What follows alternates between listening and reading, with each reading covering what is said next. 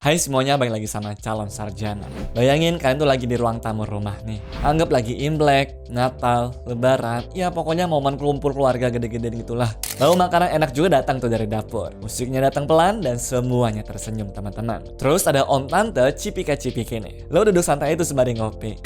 Tapi terus tiba-tiba dari sudut ruangan muncullah kalimat yang di Indonesia tuh lebih horor daripada film The Conjuring. Loh, kamu kapan nikah? Teman-teman kamu udah pada punya anak loh. Kalian mau kabur, mau sembunyi di kamar mandi, tapi ya nggak bisa tuh teman-teman karena bentar lagi makan siang dan juga sudah dipanggil-panggil juga. Akhirnya lu cuma bisa ketawa kaku sambil jawab, doain aja ya tante. Nah di Cina, orang-orang tuh sudah kelar main aman seperti ini guys. Mereka bikin solusi yang bener-bener ekstrim tuh, yaitu menyewa pacar. Iya, sewa, seperti sewa mobil dan seperti sewa kostum. Tapi ini bedanya pakai manusia beneran. Lengkap dengan pegang tangan, senyum manis, dan jawaban, iya tante kami serius kok. Dan yang bikin lebih gila, fenomena itu sekarang sudah masuk ke Indonesia loh. Malang, Surabaya, Jakarta, Bandung, Jogja. Iya guys, mungkin di kota kalian itu juga ada. Hari ini kita bakal bahas salah satu fenomena sosial paling aneh tapi paling relate di abad ke-21,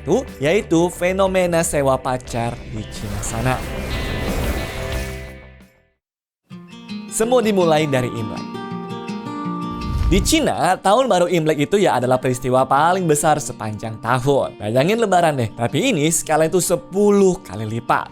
Mudik di Cina itu punya nama khusus yaitu Chunyun dan diperkirakan ada 3 miliar perjalanan selama momen kali ini. Iya, 3 miliar. Itu lebih banyak daripada populasi India dan juga Indonesia kalau digabung teman-teman. Nah, ada satu masalah khas waktu Imlek nih. Di budaya Tionghoa, meneruskan garis keluarga itu salah satu hal yang paling penting. Jadi kalau sudah umur 25 sampai dengan 30 tahun ke atas tapi masih jomblo, ya selamat aja deh teman-teman. Kalian tuh bakal jadi target tembak nomor 1 di meja makan deh. Kapan nikah dalam versi Mandarin itu levelnya bukan cuma pertanyaan, itu interogasi. Lengkap tuh dengan ceramah 30 menit soal pentingnya keturunan. Lalu sindiran ke tetangga yang anaknya sudah punya 2 cucu. Dan mata sayu ibu kalian yang bilang seperti ini, ibu cuma pengen lihat kamu bahagia nak. Nah di Cina pun juga bahkan ada istilah khusus yaitu Sengnu alias leftover woman. Ini tuh artinya adalah sisa-sisa wanita. Panggilan buat wanita single yang umurnya itu sudah 27 tahun ke atas ya.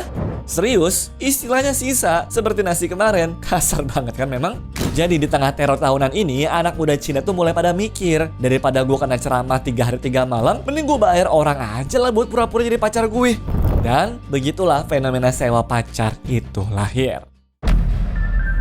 Gimana sistemnya dan berapa harganya? Oke, bagian ini yang bikin gua geleng-geleng kepala sih teman-teman. Di Cina ada aplikasi tuh yang namanya adalah Hire Me Please. Diluncurkan pada tahun 2015 dan sekarang sudah punya 700.000 pengguna serta 1,7 juta followers di WeChat dong. Nanti kalian tuh tinggal klik, pilih kriteria pacar yang lu mau, bayar, beres deh. Mau cewek tinggi 170 cm? Ada. Mau cowok dengan rambut gaya K-pop? Ada. Mau yang bisa ngomong dialek daerah kampung lu biar keluarga tuh lebih percaya? Juga ada. Seriusan, ini bukan candaan ya. Tingkat customnya tuh sudah seperti pesan Starbucks. Nah, sekarang bagian menariknya nih, yaitu adalah harganya. Di hari biasa, jasa sewa pacar tuh mulai dari jutaan rupiah per jamnya, dimana cukup tuh buat nemenin makan malam, main mahjong, dan juga ngobrol basa-basi juga. Tapi waktu Imlek, harganya beda. Berdasarkan data dari blogger Chow Yuching yang pernah menjadi pacar sewaan dan juga nulis pengalamannya, tarifnya itu bisa mulai tuh dari 5,8 juta rupiah sampai 113 juta per hari waktu festival. Iya, 113 juta sehari untuk pura-pura pacaran.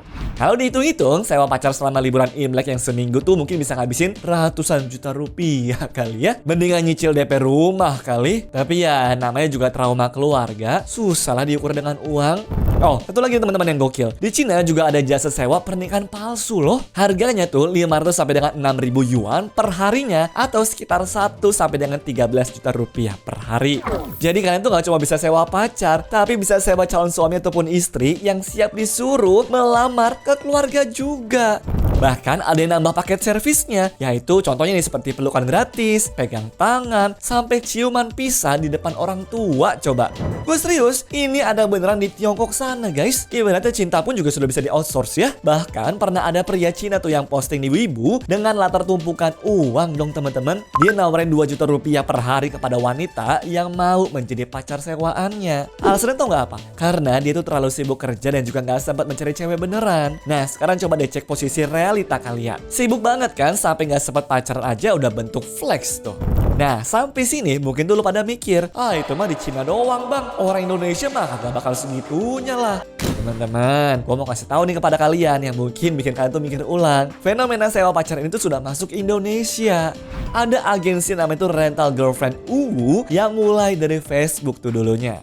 Sekarang sih sudah berkembang di Malang, Surabaya, Jakarta, Bandung, dan juga Jogja. Mereka nyediain talent tuh. Iya, istilahnya talent yang bisa disewa buat menjadi pacar online ataupun offline. Mulai dari chat mesra via WhatsApp, video call, sampai nemenin kalian tuh ke kondangan teman ataupun acara keluarga. Bayangin, lu ke resepsi nikahan temen SMA nih, lu jomblo, dan semua temen lu ya udah pada bawa pasangan tuh. Nah, biar nggak ditanya sama emak bapak temen lu sepanjang malam, ya lu sewalah pacar buat beberapa jam ini. Nanti waktu kondangannya kelar dan juga kontraknya selesai, ya dia pulang tuh ke rumahnya. Sedangkan kalian ya pulang ke kamar kosan lagi dan lanjut nangis nonton drama Korea. Ya, tapi tarifnya teman-teman di Indonesia juga bervariasi ya. Namun dari data yang beredar nih, sewa pacar perkencan offline itu baru berkisar ratusan ribu rupiah sampai beberapa juta rupiah doang teman-teman. Tergantung durasi dan juga kualitas talentnya ya. Ada pilihan profilnya juga tuh teman-teman. Mulai dari mahasiswa sampai yang sudah kerja kantoran, dan juga dari gaya yang estetik sampai yang kalem juga ada. Dan kalau teman-teman mikir tuh ini cuma tren kecil, jangan salah. Data dari survei Lunch Actually pada tahun 2023 nunjukin tuh guys bahwa 60% single Indonesia merasa ditekan keluarga buat nikah, dimana naik dari 29% 2 tahun sebelumnya. 58%-nya pun juga ngerasa ditekan masyarakat sekitar, di mana naik dari 31%. Jadi beda tahun tuh bukannya berkurang, tapi tekanan sosial di Indonesia tuh justru naik 2 kali lipat dalam 2 tahun. Pantas saja kan jasa sewa pacar tuh mulai laris teman-teman. Tapi kenapa bisa begitu sih bang? Kombinasinya menurut gue ada beberapa faktor nih. Pertama, kultur kolektif kita memang masih kental. Kapan nikah itu seperti salam pembuka di kumpul keluarga. Kedua, biaya hidup di Indonesia itu teman-teman naik, padahal gajinya stagnan. Sehingga banyak lajang yang maraton tinggal sama orang tuanya, dimana artinya tuh akses integrasinya tuh 24/7 ya. Ketiga, di saat kalian tuh buka Instagram dan juga TikTok dan melihat postingan teman-teman pada nikahan, FOMO-nya tambah parah kan? Tapi apakah ini benar-benar solusi? Oke, dari luar sewa pacar tuh memang kelihatannya seperti hack kehidupan ya. Masalahnya selesai, keluarga juga tenang. Grup WhatsApp keluarga pun nggak ada notif lagi tuh yang nanya. Win-win kan? Ya tapi nggak segampang itu teman-teman. Pertama, itu cuma plester. Lu bawa pacar sewaan ke rumah orang tua waktu Imlek, ya congrats. Pertanyaan kapan pacaran bakal berubah tuh jadi kapan nikah. Lu bawa pacar sewaan ke acara lamaran, ya siap-siap aja tahun depan ditanya tuh, kapan punya anak. Sampai kapanpun lu gak akan bisa menang dari kultur ini kalau pendekatannya itu cuma nipu sementara. Kedua, kasus nyata nih teman-teman, yaitu ada yang berujung hamil di luar nikah. Di Surabaya ada kasus pacar sewaan yang awalnya itu cuma temen jalan, berujung ke hubungan seksual dan juga akhirnya dipaksa menikah dini. Ini nunjukin bahwa batas pura-pura dan juga beneran tipis banget tuh teman-teman. Apalagi kalau ada alkohol, atau emosi, atau kesepian, atau bahkan semua itu secara sekaligus. Berabe kan ujungnya? Nah, ketiga, perasaan itu susah dikontrol. Bayangin deh, lu bayar cewek nih buat pegang tangan lu selama 3 hari. Jalan bareng, ketawa bareng, makan bareng. Terus waktu hari keempat paginya, lu sadar tuh teman-teman. Wah, gua kepikiran terus nih sama dia. Dia cuma acting kan? Atau beneran nyaman? Atau emang gue nih yang baper? Nah, ada blog viral dari Cina tuh dimana nunjukin cewek bernama Chow Yuqing yang sewa pacar ketemu klien namanya tuh adalah Wang ya. Malam itu, ibunya Wang ini menerima Chow dengan baik, lalu menghormati dia dan juga masak untuk dirinya. Wang tapi akhirnya tuh nggak tega ngelanjutin drama itu. Dia mutusin ngaku ke ibunya bahwa semuanya itu bohongan doang teman-teman, sambil nunjukin blognya si Chow ini. Responnya si ibu Wang bikin sakit banget teman-teman. Dia nggak marah tapi cuma bilang seperti ini. Awalnya saya nggak tahu mereka tuh menipu saya. Saya berusia lebih dari 50 tahun. Saya nggak ngerti apa yang anak muda inginkan, tapi saya nggak marah. Ujung-ujungnya si ibu tetap khawatir sama anaknya yang masih nyari pasangan hidup. Nah, kalian lihat deh, yang sebenarnya diuji tuh di sini ya bukan seberapa bagus kalian tuh berakting, tapi yang diuji itu adalah apakah keluarga kalian tuh cinta kalian nih cukup untuk menerima kamu apa adanya dengan atau tanpa pasangan. Dan kebanyakan keluarga ya sebenarnya itu cinta. Mereka cuma nggak tahu cara nunjukinnya aja selain nanya kapan nikah.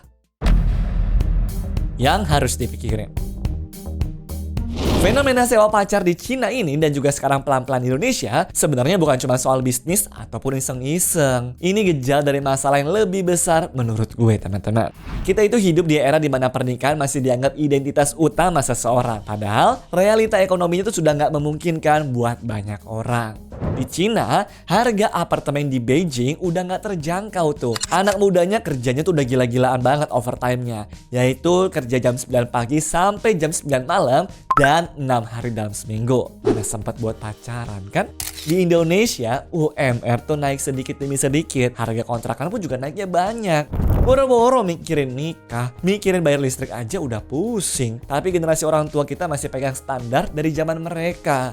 Di zaman mereka, rumah itu semuanya masih terjangkau. Biaya hidup juga masih masuk akal. Kerja kantoran bahkan masih cukup nih buat nikah di umur 23 tahun. Tapi sekarang gimana? Pengen beli rumah di Jakarta? 100 juta buat DP aja mesti nabung 5 tahun gaji UMR kali. Jadi waktu mereka tuh nanya kapan nikah dengan ekspektasi zaman 80-an dan kalian hidup di realita zaman 2026, ya collisionnya tuh ya brutal lah. Nah, sewa pacar at best nih cuma ngasih kalian tuh waktu istirahat sebentar doang teman-teman dari collision itu ya. Penutup.